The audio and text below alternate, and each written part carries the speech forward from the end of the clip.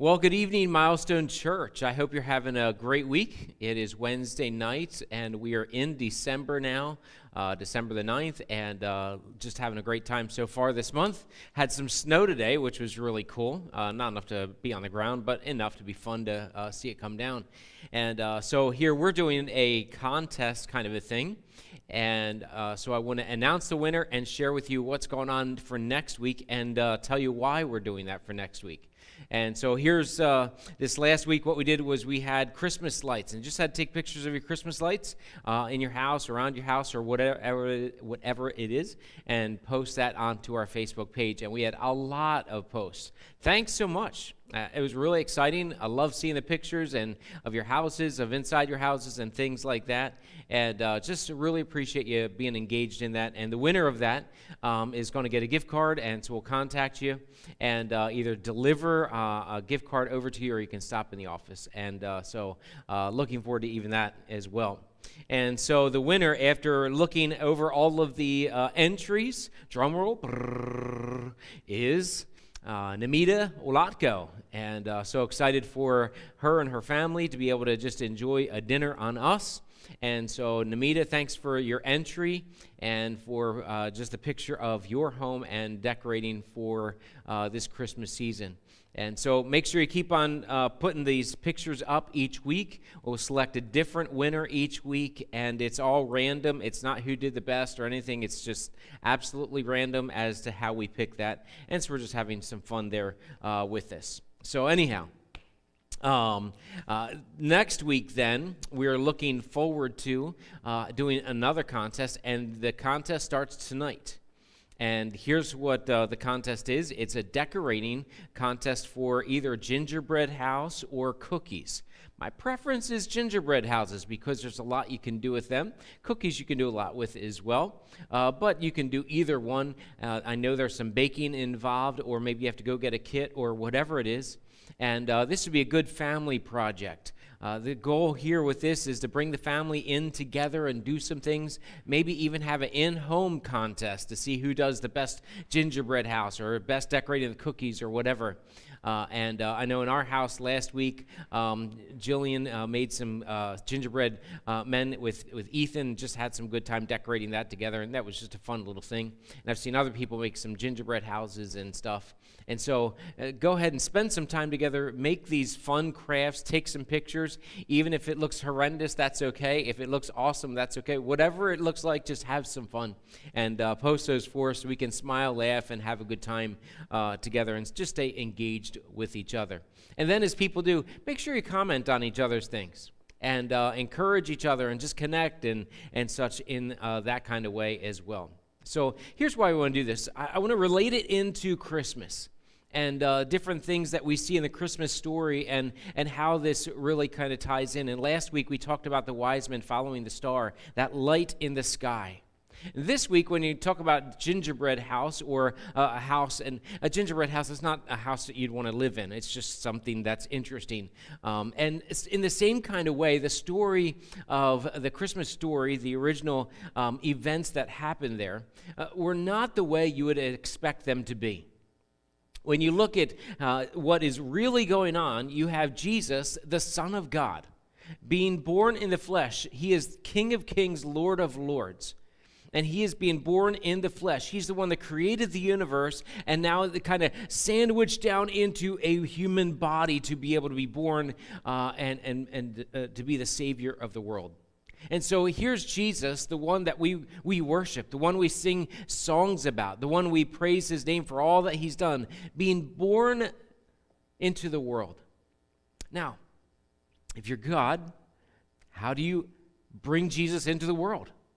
Listen, if there's something major that's going to happen where you say this is really something momentous, you want everybody to be aware of it, you want this to be a grand thing, you would do a parade, and you would do all kinds of balloons and festivities and all kinds of things and a big drum roll, and finally here it is. And well, God didn't do that with Jesus. Matter of fact, their plan was totally different than what we would expect. In Luke chapter 2, it talks about this a little bit, and I just want to read a few of the verses and then share some thoughts around this. It It says, in those days, a decree went out from Caesar Augustus that all the world should be registered. This was the first registration when Quirinius was governor of Syria. And all went to be registered, each to his own town. And Joseph also went up from Galilee, from the town of Nazareth to Judea, to the city of David, which is called Bethlehem, because he was the house and lineage of David, to be registered with Mary, his betrothed, not his wife, but his betrothed, who was with child. And while they were there, the time came for her to give birth, and she gave birth to her firstborn son, wrapped him in swaddling clothes, and laid him in a manger, because there was no place for them in the inn. Now, when I look at this, I read and I say, okay, here's Jesus, King of Kings, Lord of Lords, Creator of the universe, born into a body, and he's being brought into this earth in a manger? You know what a manger is, right? We have one up on the stage here in the auditorium. It's a feeding trough. It's not sanitized for sure. It's not this thing that you see in a hospital or in a house even. So they're in this place where really the cattle or whatever are there, animals are there. They're not in a place where human beings would be staying. This is not their place that's intended for luxury or for a king to be. They're in a place that's gross, nasty. I mean, could you imagine being Mary? Joseph, this is the best you got for me? And I would wonder if Mary would even feel embarrassed for Jesus, or if Joseph would feel embarrassed. This special one, the Messiah, is being born, and is the best we could come up with. But it makes me wonder why. It says that there was no room for them in the inn, no place for them in the inn. And I would speculate as to two reasons why. One, there would be no place for them because there's not enough room. That during that time, there were a lot of people traveling into this town, and there was only one or two inns, and so the rooms were already full, and so they didn't have any more room, and so they said, listen, we'd love to have you, but we can't, so I'm sorry, you're going to have to find some other place. And during that time, Mary is giving birth, and they just go find this shelter kind of place. And so if that's the case, that seems kind of okay, I guess. But then there's another reason that I would speculate, and both of these are speculations because this is all we really have. The other speculation is it wasn't that there wasn't enough room, it's that they were not making room. That there was no way they were going to make room because you have these two teenagers. They're not married. She's pregnant out of wedlock. And during that time, this would be such a taboo kind of a thing. They would be kind of outcasts. The family would look and say, you're an embarrassment. Their friends wouldn't talk to them. They'd be unfriended on Facebook and unliked, and things like that. And you'd have all these things that would be happening to them socially. And so you would wonder, and it's purely speculation, as to whether there's not enough room or they're not making room. One or the other, they find themselves in this place where human beings aren't supposed to be. This is a place for animals. This is a place where they clean it every couple of days, and they try to make it livable for animals. They throw the hay out and stuff for the animals to kind of keep the bedding going. This isn't a place for people to stay. And here's the application I find from that. I find in a normal Christian life, in my life and in yours as well, there's a struggle in our life to make room for Jesus. Either there's not enough room or we're not making enough room. It's one or the other. It's either it's happening to us or it's an intentional thing happening in our lives that we're doing. We're making this go that direction. Either way, we're saying there's not enough room for Jesus. And here's what I mean by that.